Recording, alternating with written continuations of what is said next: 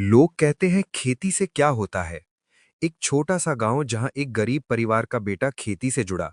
किस्मत या तो जन्म से मिलती है या मरते दम तक बदलती नहीं। लेकिन किसी ने कभी ये नहीं कहा कि किस्मत भी खेत में बोई जा सकती है। और यही बात आज रमेश को सबसे ज्यादा चुभती थी। सुबह की ठंडी हवा तालाब के पानी को हल्का हल्का हिला रही थी। पानी में सूरज की किरणें चमक रही थीं, लेकिन रमेश की आंखों में अंधेरा था। उसके पास सिर्फ एक पुराना तालाब था, न जमीन, न पैसा, न सहारा। गांव वाले हंसते थे। अरे रमेश, इस तालाब से मछली नहीं निकलती, तू पैसा कैसे निकालेगा? रमेश चुप रहता, क्योंकि उसके पास जवाब नहीं था। लेकिन उसके पास एक सपना था। वो सपना था मखाना। सपना कैसे शुरू हुआ? एक दिन रमेश शहर के बाजार गया था। वहां उसने सफेद हल्के महंगे दाम वाले दाने देखे। उसने पूछा, भैया ये क्या है? दुकानदार बोला, मखाना है। बिहार से आता है, सोने के भाव बिकता है। वही रमेश के दिल में एक चिंगारी जली। अगर ये सोना है तो मैं भी इसे उगा सकता हूँ। गांव लौटते वक्त वो सीधा अपने तालाब के पास गया। गंदा, झाड़ियों से भरा बदबूदार पानी, लेकिन उसे वहां अपना भविष्य दिख रहा था। शुरुआत, तालाब को खेत बनाना। अगले दिन से रमेश ने काम शुरू कर दिया। लोगों ने हंसना शुरू किया। अरे पागल हो गया, पानी में खेती करेगा?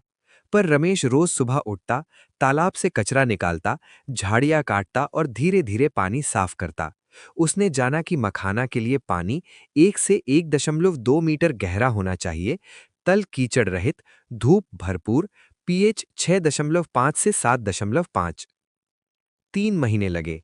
हाथ छिल गए, पीठ झुक गई, लेकिन तालाब चमकने लगा। बीज बोने का दिन, मार्च का महीना था। रमेश ने मखाना के बीज खरीदे, उन्हें 24 घंटे पानी में भिगोया।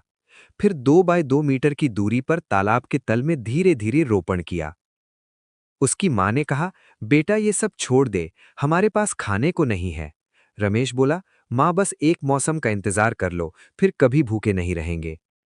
पौधों का बढ़ना। 2 महीने बाद तालाब की सतह पर हरे हरे पत्ते फैलने लगे। गांव वाले रुक कर देखने लगे। अरे, ये तो सच में उग रहा है।